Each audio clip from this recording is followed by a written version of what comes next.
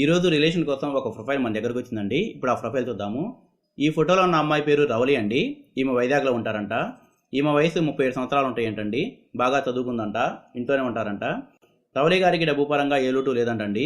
అయితే రవలి గారు చెప్తున్న విషయం ఏంటంటే భర్తకి పెద్ద బిజినెస్ ఉందంటండి.